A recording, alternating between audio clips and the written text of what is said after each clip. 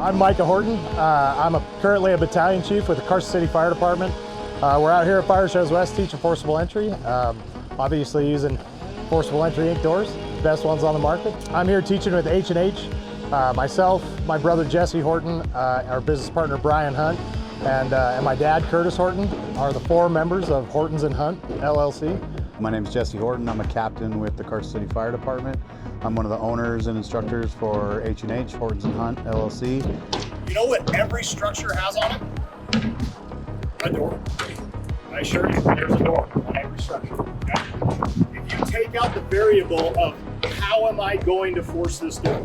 Am I going to do a baseball bat swing? Am I going to do this? Am I going to do a 2-man and 1-man? Am I going to start making things up? Take those variables out. Insert some constants. We have to be functioning outside of the door like it's just our commute to work. This ain't shit. I do this all the time. I practice forcing doors, I practice pulling lines, I practice my outside skills. So when I cross the threshold and I go to work, the work don't start until we walk inside or step on the roof. When I go to work, I'm the best me I can be. The class that we're teaching is called Journeyman Irons, and H&H's big focus on training is being the best you can be in the basics. We fell in love with it. We fell in love with watching the light bulb go on, taking people through forcible entry. One of the things for us that we do in all of our classes and always talk about is just the basics, beauty in the basics. We go so in depth on basic forcible entry, we make it seem advanced.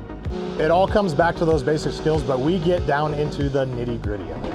If you guys watch this, we are getting down very nuanced on every single movement that you make, from your hand positioning to where your elbow meets your leg for bracing, where your partner stands, how you should be positioned when you strike the tools, the tension that you put on the tools in different situations.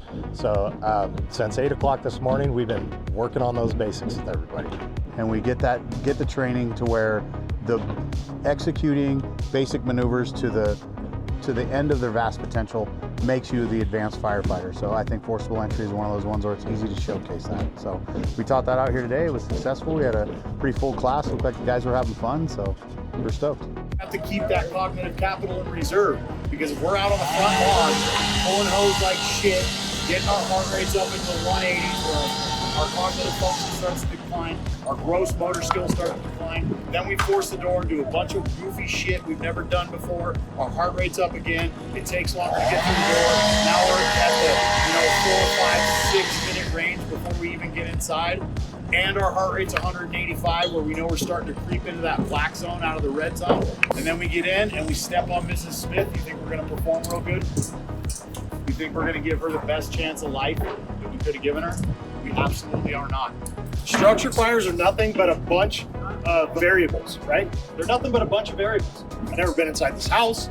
You know, I don't know what kind of furniture layout they're gonna have. I don't know how many people are gonna be inside. I don't know locations of fire, right? We don't know anything when the tones drop. We know nothing. But the more that we can take out variables and insert constants onto that fire ground, the better we're all gonna be at this job.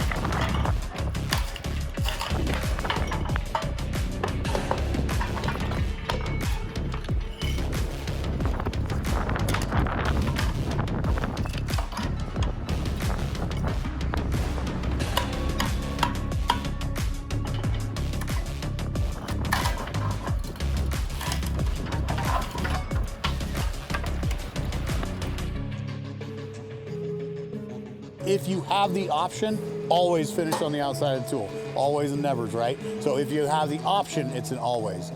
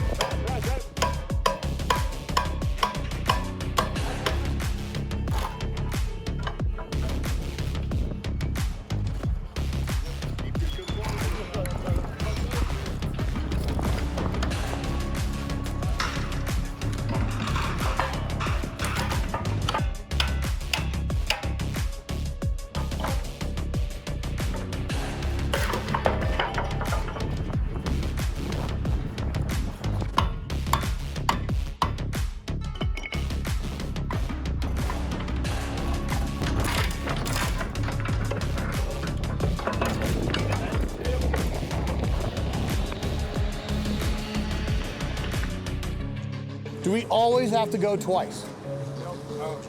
Might we have to go 3 times? Right? We just have to understand what the goal is, not what the numbers are.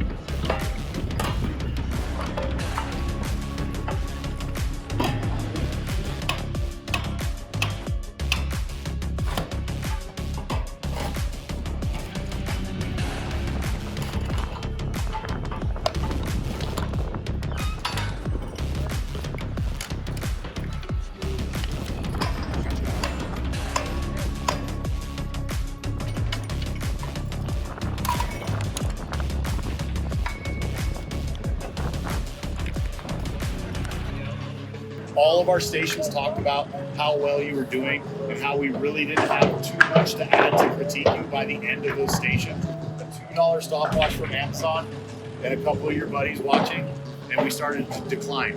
We fell back into old practices. We did stuff we'd done before. We did stuff that didn't work. We did stuff we didn't do all day long. We just invented it in the heat of the moment because we were stressed. Just drive it home, how that little bit of pressure can fuck you up. We've all been on the fire ground and fucked up. Okay, I've certainly done it a lot. This competition is to show you guys, you gotta be good at this because when the pressure's on and the heat's on, you gotta be able to bust it out.